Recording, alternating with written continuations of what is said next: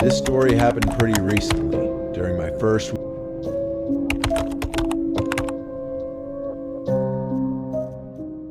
When I was 18, I decided to throw a Halloween party at my parents' house.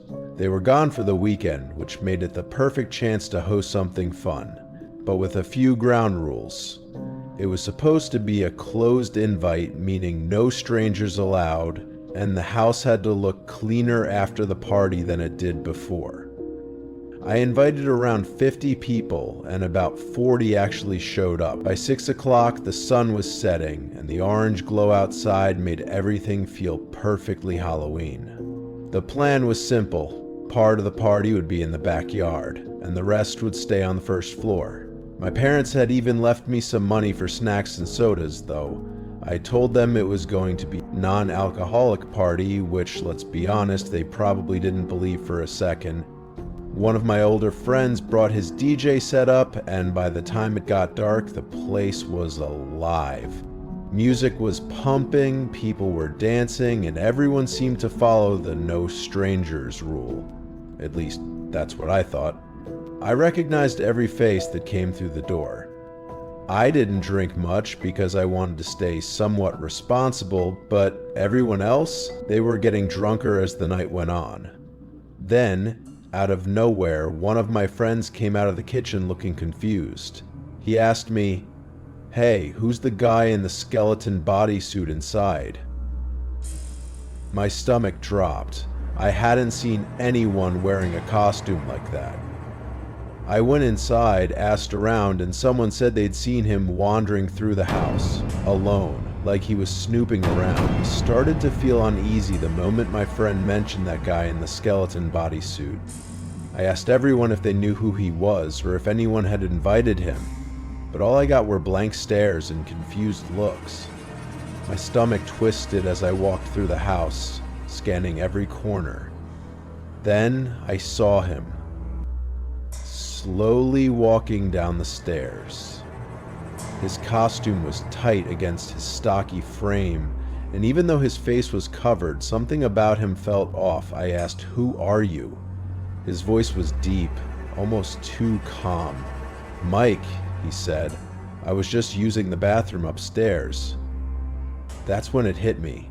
He didn't sound like anyone I knew. He was older, maybe in his late 30s or 40s, and I definitely hadn't invited anyone named Mike. When I asked who invited him, he muttered, "Tom," but there was no Tom at my party. I told him to take off his mask, but he just ignored me, walking straight past like I wasn't even there.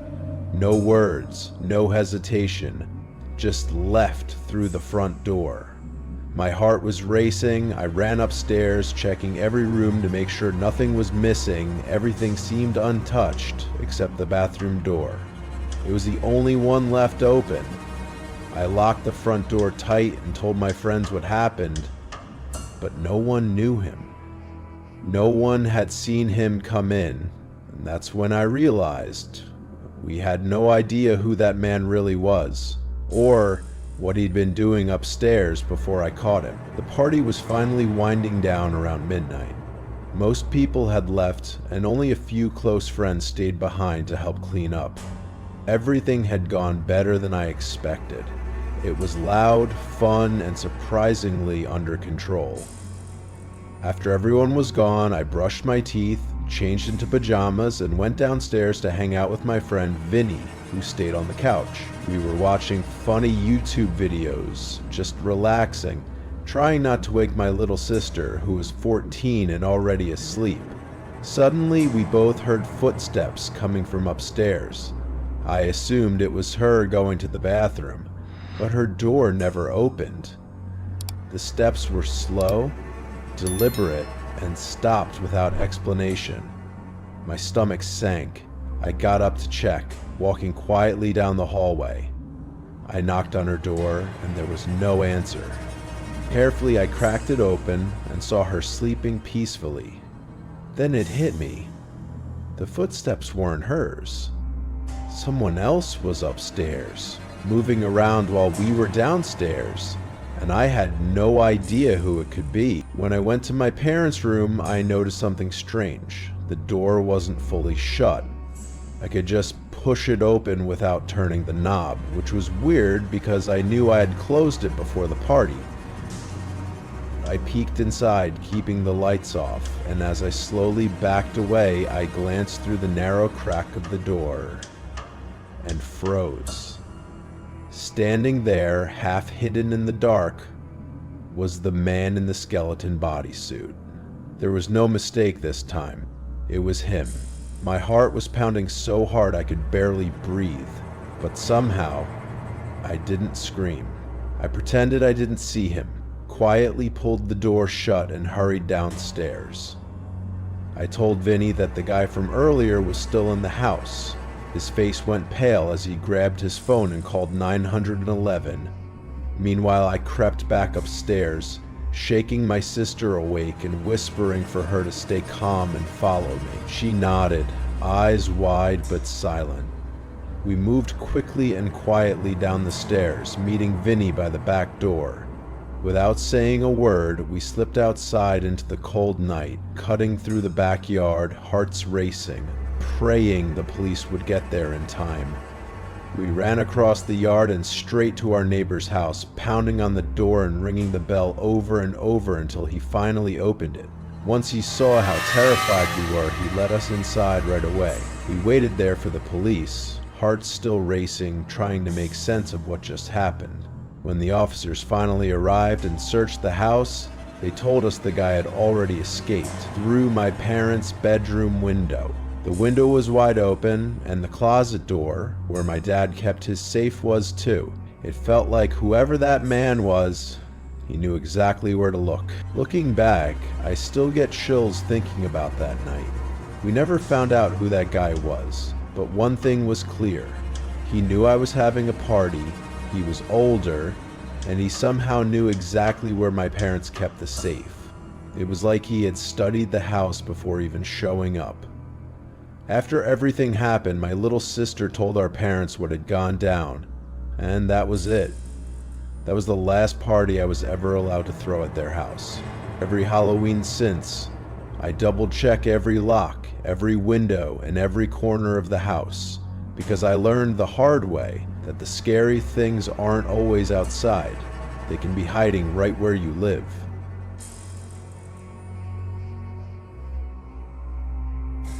It was late October, the weekend before Halloween. That kind of night when the air feels cold, but everyone's energy is high. Halloween fell on a Tuesday that year, so Saturday was the big party night. My friends and I were scrambling for last-minute plans since every decent event seemed to be sold out. We really wanted to find a good house party. Somewhere to actually show off our costumes and have fun. My friend Kate decided to post on her Instagram and Snapchat stories asking if anyone knew about any parties. Personally, I'd never do that. It felt kind of desperate and awkward, but honestly, I was glad she did. Not even an hour later, she texted our group chat with a screenshot of an invite she got.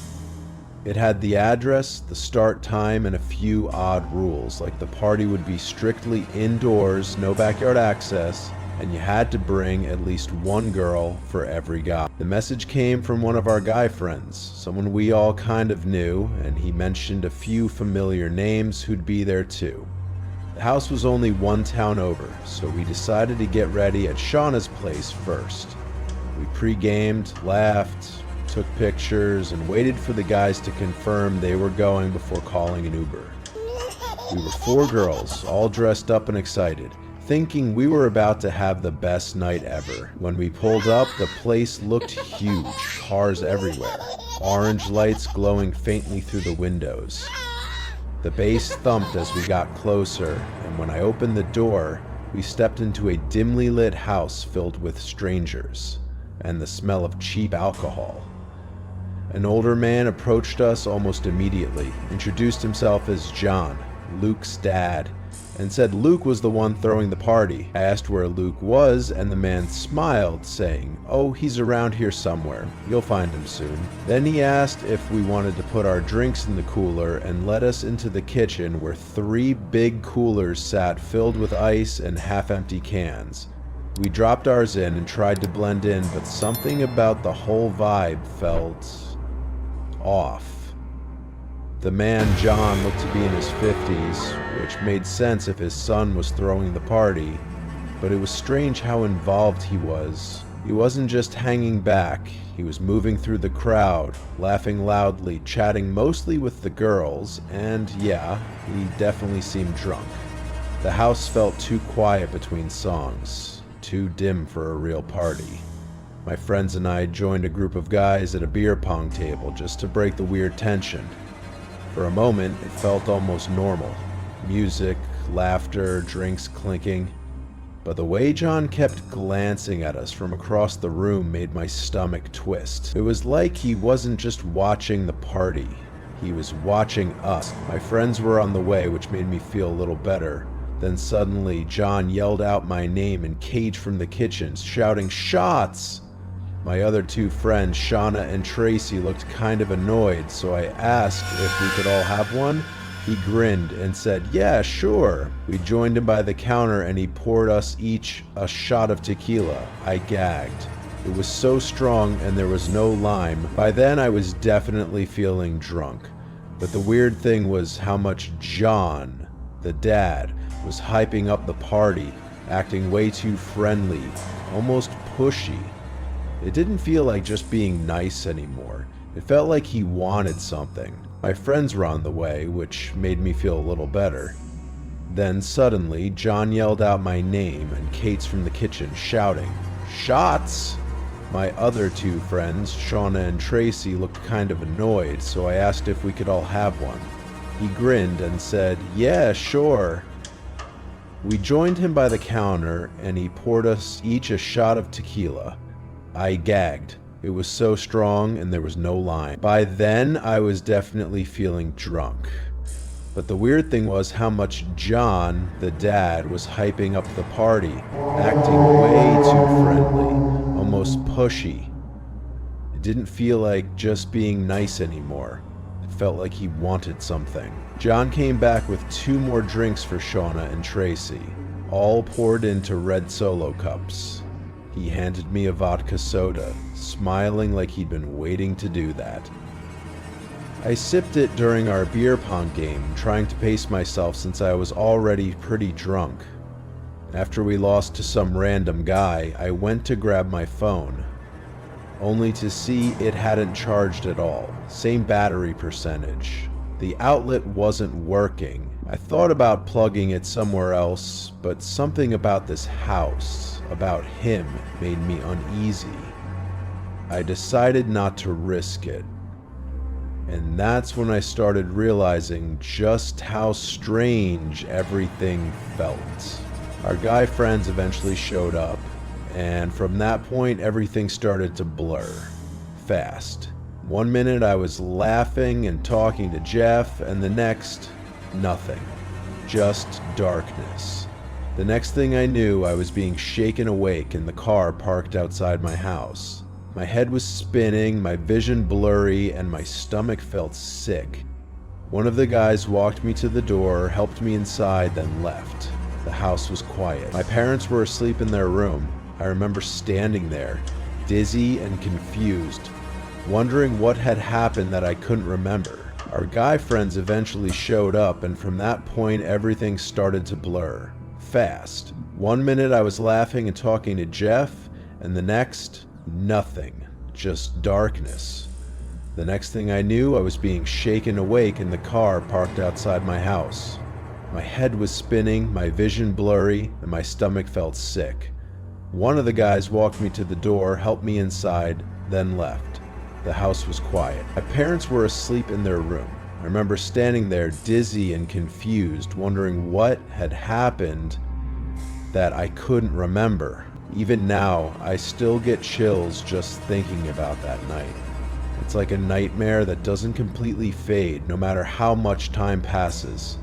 The idea that someone could go that far, to plan something so twisted, so calculated, just to take advantage of people, makes my stomach turn. That man wasn't just some drunk dad who got too involved in a Halloween party.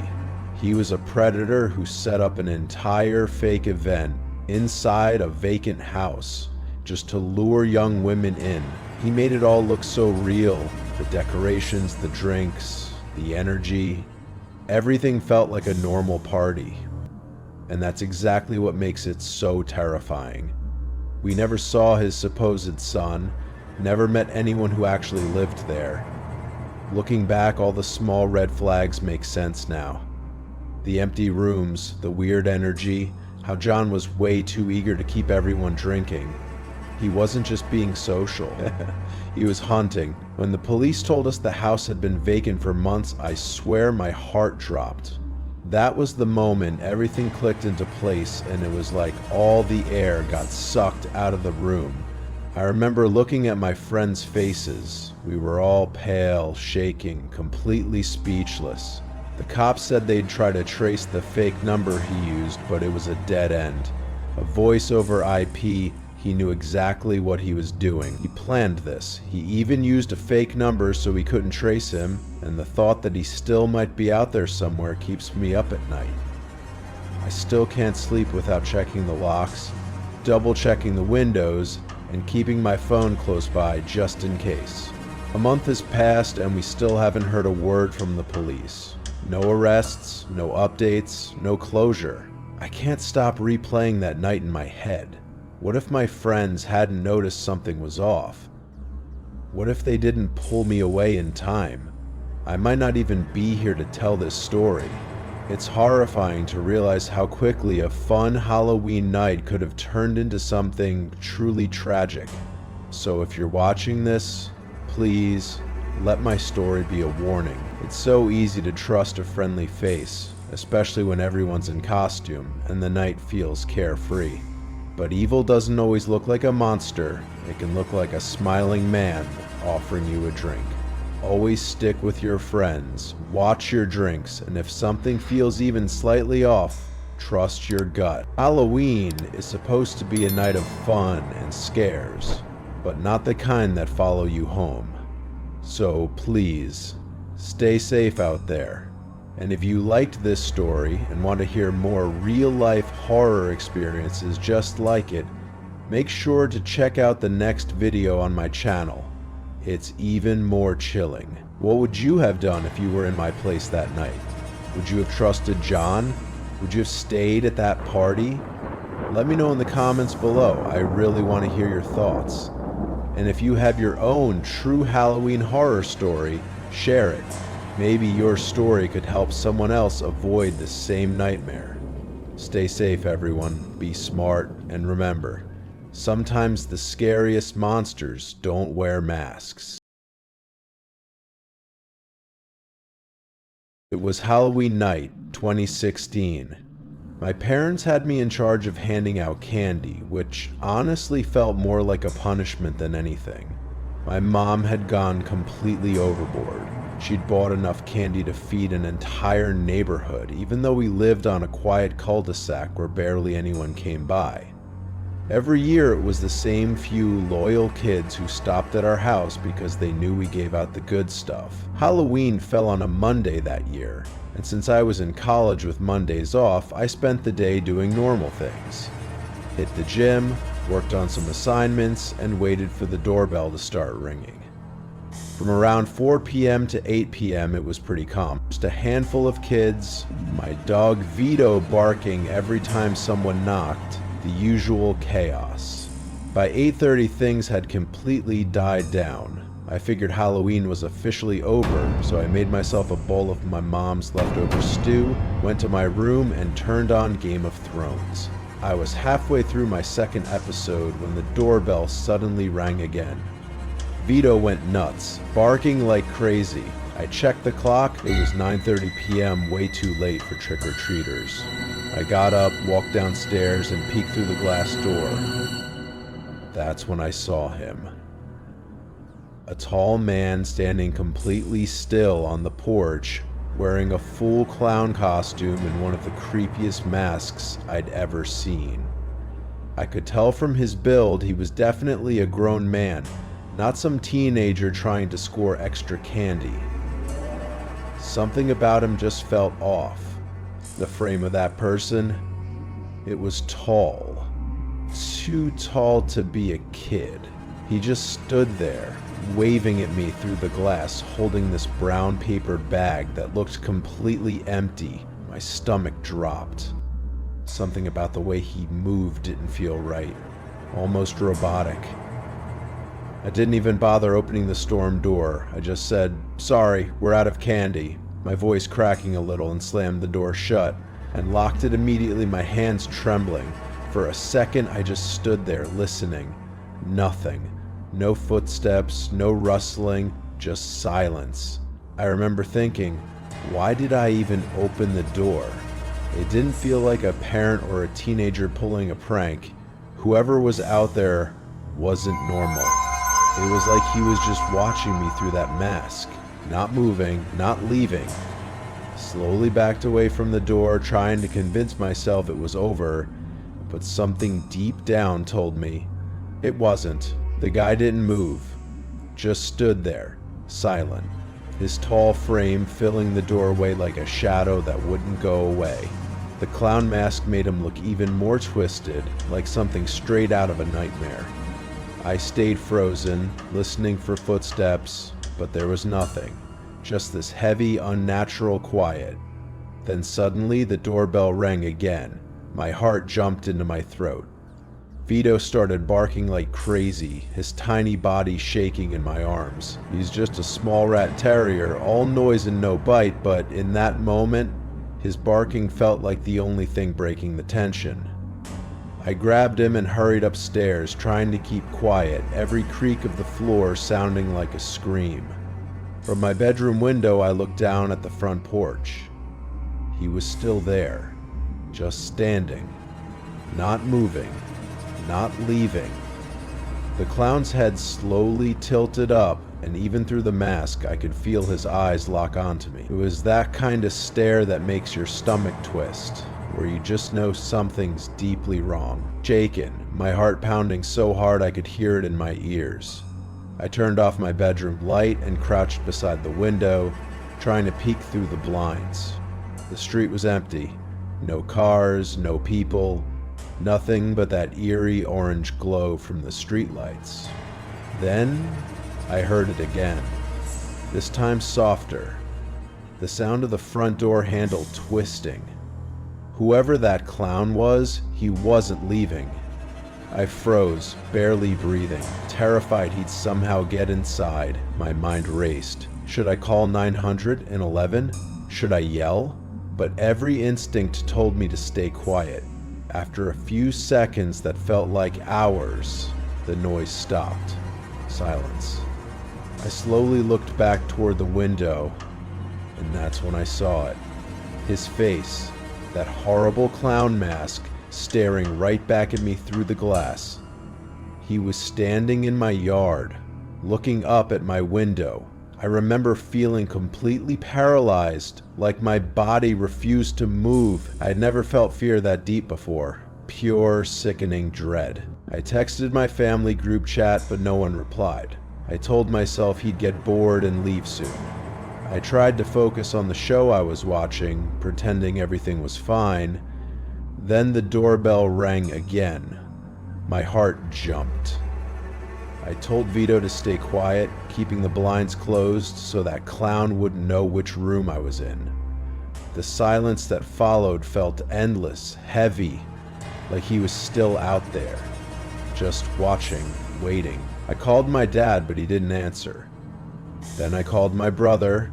He picked up, but I could tell he was busy. I told him someone dressed as a clown was at my door and wouldn't leave. He just laughed, said it was probably a Halloween prank, and told me to ignore it. I tried to believe him, sitting on the edge of my bed, heart still pounding. I waited. Minutes passed in silence. The doorbell didn't ring again, and for a moment I actually felt safe. Maybe too safe. I tried to relax and finally lay back down, letting the silence settle over the room. The TV was off, the lights were out, and I slowly drifted towards sleep. It couldn't have been long before I woke up again to Vito's low growl. He only did that when something wasn't right. I whispered for him to be quiet, but his eyes stayed locked on the window. My heart started pounding. I held my breath and listened. Then came it, the soft, dragging sound of footsteps just outside the glass. The sound came again. Soft thumping like something brushing against the glass. My room was on the second floor, so there was no way anyone could be out there, right? My chest tightened as I slowly pushed the blinds open, just enough to peek outside, and then I froze. That same man in the clown costume was staring right at me from the other side of the window, his mask pressed against the glass, his head tilted slowly, unnaturally. I screamed as loud as I could, but Vito didn't even bark this time. I don't even remember if Vito barked, or maybe I just blocked everything out. I grabbed my phone and ran straight into my parents' room, locking the door behind me as I called 911. My hands were shaking so hard I could barely hold the phone, and my voice cracked as I begged the operator to hurry. 10 minutes later, the police arrived. They found the front storm door latch broken, just like I thought, and my dad's ladder leaning right against the wall below my window. That clown had gone into our shed, taken it, and climbed up to me. That night, I couldn't stay there. I packed a bag and went to my friend Adam's house.